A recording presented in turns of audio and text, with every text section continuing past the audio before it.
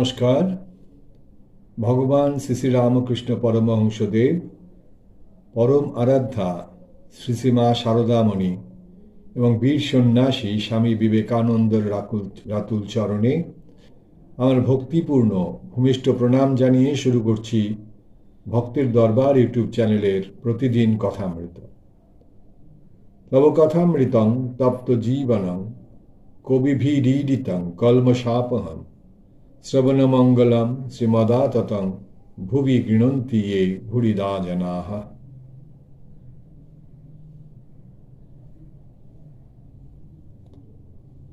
শ্রী শ্রী রামকৃষ্ণ কথামৃত আমরা পড়ব আজকে 878 পাতা। আমরা দেখেছি কালকে যে নন্দবাবুর বাড়িতে, নন্দ বসুর বাড়িতে ঠাকুর এসছেন এবং সেখানে ঠাকুর তার বিভিন্ন ছবি টবি দর্শন করেছেন।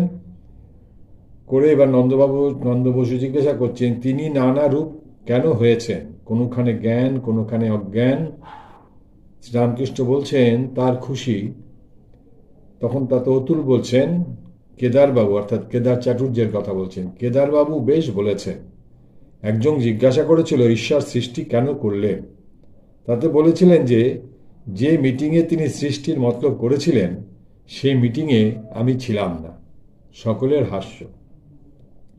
ঠাকুর আবার বলছেন তার খুশি। এই বলিয়া ঠাকুর গান গাইতেছেন। কি গান? সকলই তোমার ইচ্ছা, ইচ্ছাময়ী তারা তুমি। সকলই তোমার ইচ্ছা, ইচ্ছাময়ী তারা তুমি। তোমার কর্ম তুমি করো মা, লোকে বলে করি আমি। সকলই তোমার ইচ্ছা। পঙ্কে বদ্ধ করো করি, পঙ্গুরে লঙ্ঘাও গিরি। পঙ্কে বদ্ধ করো করি, পঙ্গুরে লঙ্ঘাও গিরি। কারে দাও মা ব্রহ্মপদ, কারে করো অধগামী। সকলই তোমার ইচ্ছা, ইচ্ছাময়ী তারা তুমি। তোমার কর্ম তুমি করো মা, লোকে বলে করি আমি। আমি যন্ত্র তুমি যন্ত্রী, আমি ঘর তুমি ঘরণী।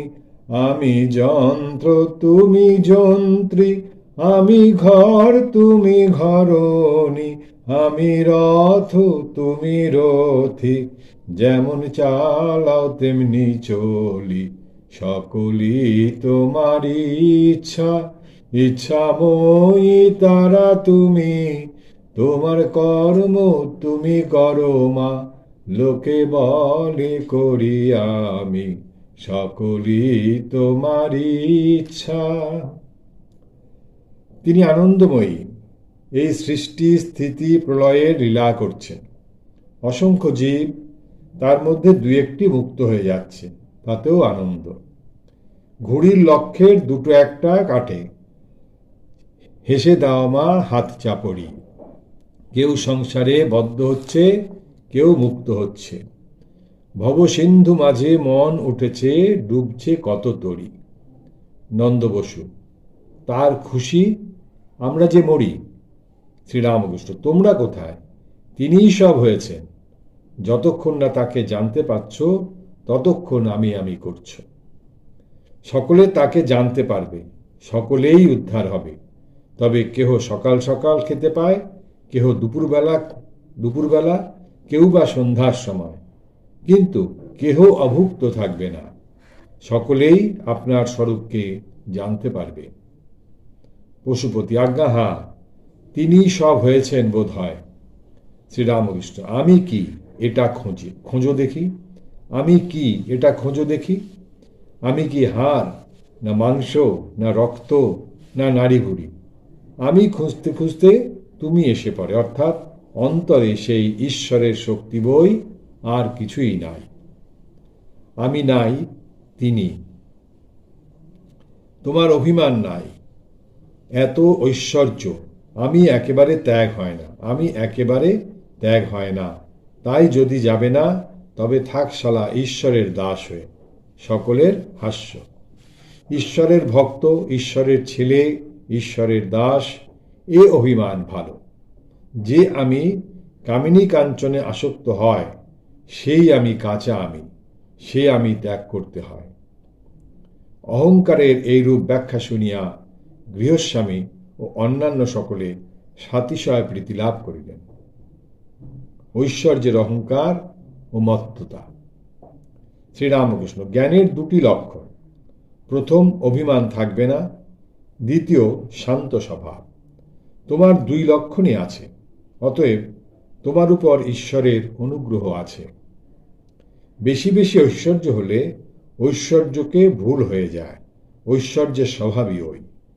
যদু মল্লিকের বেশি ঐশ্বর্য হয়েছে, সে আজকাল ঈশ্বরীয় কথা কয় না, আগে আগে বেশ ঈশ্বরের কথা কইত। কামিনী কাঞ্চন এক প্রকার মদ। অনেক মদ খেলে খুড়া জ্যাঠা বোধ থাকে না, তাদেরই বলে ফেলে তোর গোষ্ঠীর। মাতালের গুরু লঘু বোধ থাকে না। নন্দ বসু, তা বটে। থিওজফি, ক্ষণকাল যোগে মুক্তি, শুদ্ধা ভক্তি সাধন। পশুপতি বলছেন এবার, পশুপতি মহাশয়, এগুলো কি সত্য? স্পিরিচুয়ালিজম, থিওজফি, সূর্যলোক, চন্দ্রলোক, নক্ষত্রলোক। শ্রীরামকৃষ্ণ, জানি না বাবু, অত হিসাব কেন?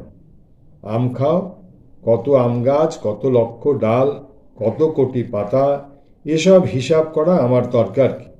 আমি বাগানে আম খেতে এসেছি, খেয়ে যাই। চৈতন্য যদি একবার হয়, যদি একবার ঈশ্বরকে কেউ জানতে পারে, তাহলে ওসব হাবজা গবজা বিষয় জানতে ইচ্ছাও হয় না। বিকার থাকলে কত কি বলে, আমি 5 সের চালের ভাত খাবো রে, আমি 1 জালা জল খাবো রে। বৈদ্য বলে খাবি, আচ্ছা খাবি, এই বলে বৈদ্য তামাক খায়। বিকার সেরে যা বলবে তাই শুনতে হয়। বিকারের সময় লোকে নানান কথা বলে, সেটা হলে হবে না।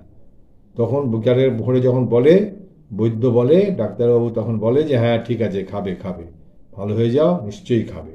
এই বলছেন যে এই বলে বৈদ্য তামাক খায়। বিকার সেরে যা বলবে তাই শুনতে হয়।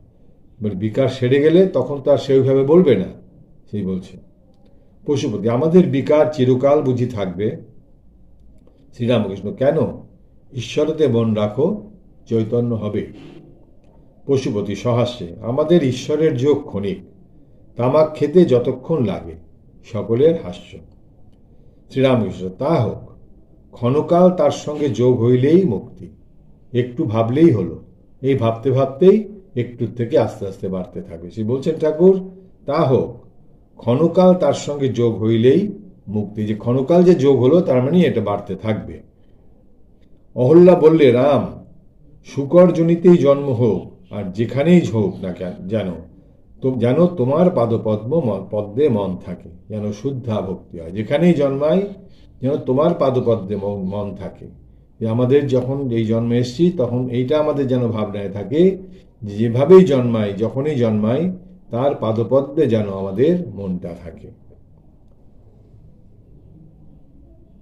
নারদ বললে, রাম, তোমার কাছে আর কোনো বর চাই না, আমাকে শুদ্ধা ভক্তি দাও, আর যেন তোমার ভুবন মোহিনী মায়ায় মুগ্ধ না হই, এই আশীর্বাদ করো। আন্তরিক তার কাছে প্রার্থনা করলে তাতে মন হয়। ঈশ্বরের পাদপদ্মে শুদ্ধা ভক্তি হয়। আন্তরিকভাবে ডাকতে হবে। পাপ ও পরলোক। মৃত্যুকালে ঈশ্বর চিন্তা, ভরত রাজা। আমাদের কি বিকার যাবে? আমাদের আর কি হবে? আমরা পাপী, এসব বুদ্ধি ত্যাগ কর। নন্দ বসুর প্রতি, আর এই চাই, একবার রাম বলেছি, আমার আবার পাপ।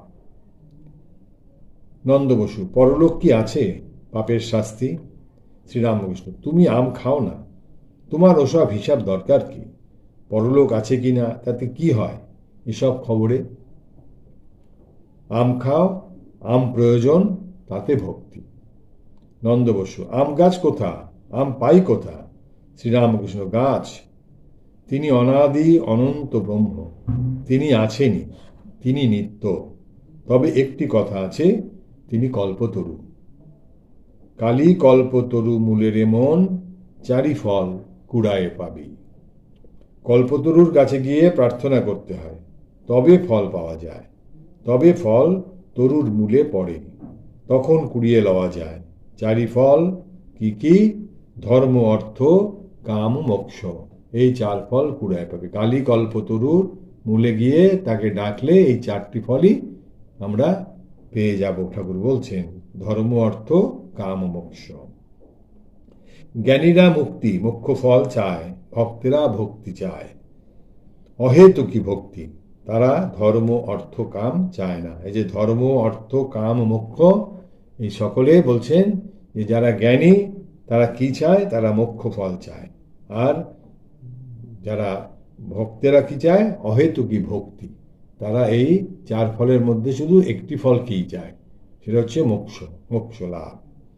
পরলোকের কথা বলছো, গীতার মত, মৃত্যুকালে যা ভাববে তাই হবে। ভরত রাজা হরিণ হরিণ করে শোকে প্রাণত্যাগ করেছিল, তাই তার হরিণ হয়ে জন্মাতে হলো। তাই জপ তপ, জপ ধ্যান পূজা এসব রাত দিন অভ্যাস করতে হয়, তাহলে মৃত্যুকালে ঈশ্বর চিন্তা আসে। অভ্যাসের গুণে এরূপে মৃত্যু হলে ঈশ্বরের স্বরূপ পায়। কেশব সেনও পরলোকের কথা জিজ্ঞাসা করেছিল। আমি কেশবকেও বললুম, এসব হিসাবে তোমার কি দরকার? তারপর আবার বললুম, যতক্ষণ না ঈশ্বর লাভ হয় ততক্ষণ পুনঃ পুনঃ সংসারে যাতায়াত করতে হবে। এই পরলোক মানে এই আমাদের এখানেই আসতে হবে পুনঃ পুনঃ। যতক্ষণ না ঈশ্বর লাভ হচ্ছেন ততক্ষণ এই বারবার আমাদের ঘুরে ঘুরে আসতে হবে। বলছেন যে, তারপর বললুম, যতক্ষণ না ঈশ্বর লাভ হয় ততক্ষণ পুনঃ পুনঃ সংসারে যাতায়াত করতে হবে। কুমুরেরা হাড়ি সরা রৌদ্রে শুকোতে দেয়, ছাগল গরুতে মারিয়ে যদি ভেঙে দেয় তাহলে তৈরি লাল লাল হাড়িগুলো ফেলে দেয়। কাঁচাগুলো কিন্তু আবার নিয়ে কাদামাটির সঙ্গে মিশিয়ে ফেলে ও আবার চাকে দেয়। কাদামাটির মতো নরম হতে হবে, মনটাকে সেইভাবে বিষয় বুদ্ধিহীন করতে হবে, পেকে গেলে হবে না। এইভাবে চলতে হবে, ঈশ্বরে সেইভাবে ভক্তি আনতে হবে। আমরা যাব তৃতীয় পরিচ্ছেদে, শ্রীরামকৃষ্ণ ও গৃহস্থের মঙ্গল কামনা, রজগুণের চিহ্ন। এ পর্যন্ত গৃহস্বামী ঠাকুরের মিষ্টিমুখ করাইবার কোনো চেষ্টা করেন নাই। ঠাকুর শতপ্রবৃত্ত হইয়া গৃহস্বামীকে বলিতেছেন, যে নন্দবাবুর বাড়িতে এসছেন, কথাবার্তাই চলছে, কিন্তু ঠাকুরকে মিষ্টিমুখ করাবার কোনো ব্যবস্থাই তখনও নেই, আর কি চেষ্টা করেননি। তা ঠাকুর এবার বলছেন, শতপ্রবৃত্ত হইয়া গৃহস্বামীকে বলিতেছেন, কিছু খেতে হয়। যদুর মাকে তাই সেদিন বললুম, ওগো কিছু খেতে দাও, তা না হলে পাছে গৃহস্থের অমঙ্গল হয়। কত করুণা সিন্ধু, তাকে খেতে দিচ্ছে না, সেটা তার অকল্যাণ হবে, সেজন্য নিজেই উপযাজক হয়ে বলছেন যে কিছু খেতে হয়। যে বলছেন, যদুর মাকে তাই সেদিন বললুম, ওগো কিছু খেতে দাও, তা না হলে পাছে গৃহস্থের অমঙ্গল হয়। গৃহস্বামী কিছু মিষ্টান্ন আনাইয়া দিলেন, ঠাকুর খাইতেছেন। নন্দবসু ও অন্যান্য সকলে ঠাকুরের দিকে এক দৃষ্টে চাহিয়া আছেন, দেখিতেছেন কি তিনি কি কি করেন। ঠাকুর হাত ধুইবেন, চাদরের উপর রেকাবি করিয়া মিষ্টান্ন দেওয়া হইয়াছিল, সেখানে হাত ধোয়া হইবে না। হাত ধুইবার জন্য একজন ভৃত্য পিগদানি আনিয়া উপস্থিত করিল। পিগদানি রজগুণের চিহ্ন। ঠাকুর দেখিয়া বলিয়া উঠিলেন, নিয়ে যাও নিয়ে যাও। গৃহস্বামী বলিতেছেন, হাত ধুন। ঠাকুর অন্যমনস্ক বলিলেন, কি হাত ধোব? ঠাকুর দক্ষিণে বারান্দার দিকে উঠিয়া গেলেন। মণিকে আজ্ঞা করিলেন, আমার হাতে জল দাও। মণি ভৃঙ্গার হইতে জল ঢালিয়া দিলেন। ঠাকুর নিজের কাপড়ে হাত পুছিয়া আবার বসিবার স্থানে ফিরিয়া আসিলেন। ভদ্রলোকদের জন্য রেকাবি করিয়া পান আনা হইয়াছিল, সেই রেকাবির পান ঠাকুরের কাছে লইয়া যাওয়া হইল। তিনি সে পান গ্রহণ করিলেন না। এই যে পিগদানি নিয়ে এসছেন, সেখানে হাত ধোবার জন্য, এটা হচ্ছে রজগুণের লক্ষণ। তো ঠাকুর তাতে হাত ধোবেন না, সেই জন্য তিনি উঠে গেলেন। উঠে গিয়ে মাস্টারমশাইকে বললেন যে একটু হাত ধোয়ার জল দেওয়ার জন্য। সেখানে গিয়ে হাত ধুয়ে আবার তিনি তার স্বস্থানে ফিরে চলে এলেন। যেই জায়গায় তিনি বসেছিলেন সেখানেই আবার চলে এলেন। রাগের কোনো চিহ্ন মাত্র নেই, অসন্তোষের কোনো চিহ্ন মাত্র নেই। সুন্দর একটা পরিবেশ করে তারপরে এবার পান দেওয়া হচ্ছে সবাইকে। ঠাকুর পান গ্রহণ করলেন না। এই অবধি আমরা এখানে পড়লাম। আজকের মতো আমরা এখানেই রাখছি। নিরঞ্জনং নিত্যম অনন্তরূপং ভক্তানুকম্পা ধৃতবিগ্রহং বৈ ঈশাবতারং পরমেশ্বমিড্ডং তং রামকৃষ্ণ শিরসা নমামি। হরি ওম তৎসৎ। শ্রীরামকৃষ্ণার্পণমস্তু।